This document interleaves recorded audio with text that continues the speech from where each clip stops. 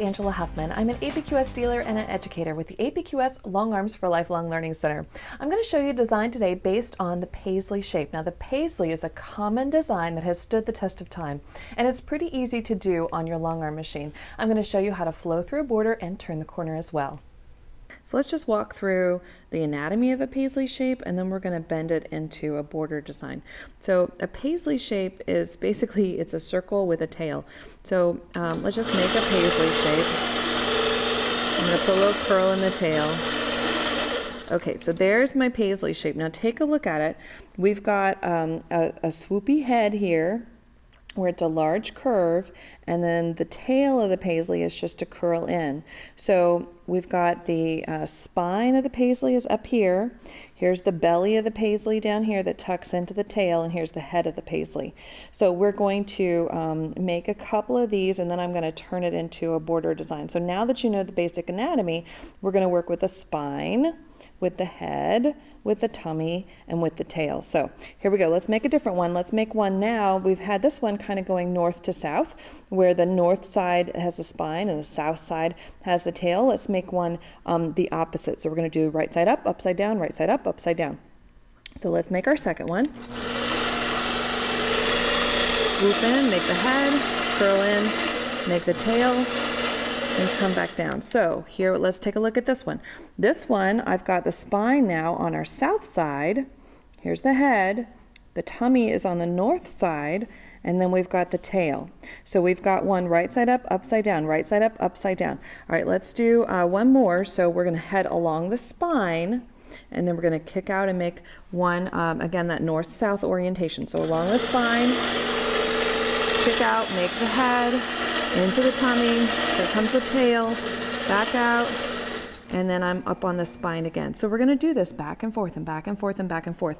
If you do this on a border, you may find that you've got some Paisleys that are short and some that are long. So you may want to take a stencil and just chalk off kind of dividing lines that you have a target zone to keep all of your Paisleys kind of the same shape.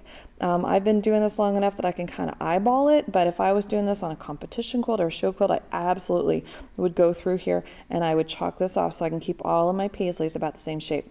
All right, let's bend this now into a border and turn a corner with it. I've got a 2-inch border that I've stitched out here with green thread, and we're going to fill our Paisley designs inside this space. This design actually looks great in a 2-inch or smaller. When you get to be a bigger design, you're going to have to kind of fill the Paisley, and we'll work on a design like that in another tutorial, but this design is going to work better for a smaller space or even a narrow sashing. Now I have a miter line chalked in the corner of this fabric, so sometimes the piecing will go ahead and give you a seam here, so you have your miters marked. But if on your border there's no miter, go ahead and take some chalk or your favorite marking utensils and give yourself a 45-degree miter line so you have a target registration as you turn that corner. All right, let's put this Paisley design inside this border. So I'm going to start out with that spine of my Paisley, making the head, going into the tummy, making the tail, coming back out. And now I'm on the spine. And I want you to notice when I come into the tail, I have a choice. When I come into the tail and I hit that point, I can either go towards the inside of my tail or the outside of my tail. And I find it easier to head back to the spine if I go to the outside of that point. So when I come in here, if you think about this as the face of a clock, and I go around and I go past 12 o'clock into the center of my clock face, I have a choice. I can go towards the inside of that curve or towards the outside. I like to go towards the outside. Play with it and see what makes sense to your brain. All right, we're going to go along this spine and we're going to do the next one. This one is running, let's see, our spine is on the west and our tummy is on the east, so we're going to flip it and do the opposite for the next one. So I'm going to travel up the spine. I'm going to make the head, come into the tummy, make the tail, and head back on the spine. Okay, so did you see that I went again towards the outside of that curve? I could have come, when I hit this point, I could have come towards the inside, but it's going to be easier for me if I go towards the outside to come back to that spine. And I'm going to travel up that spine, and now I'm ready to hit this this corner design. And I'm just going to swoop out and I'm going to make my my Paisleys kind of turn this corner for me. So here we go. We're going to come around the spine, make the head into the tail, make the curve, and head back up. So I kind of created that shape by kicking way out into the corner. I kind of created the negative space that my tail was going to fit into. All right, now we're ready to head along the outside border. Here we go.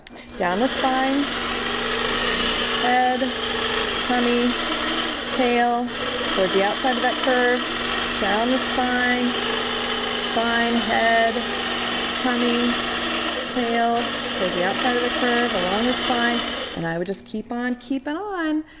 This is a really fun one. Once you get kind of the shapes in your head, it's going to feel natural to you, but doodle it, doodle it, doodle it, and try to draw it small first and then go big. Be sure to check out the other tutorials we'll have that kind of are riffs off of this motif and how you can make them work into bigger border designs.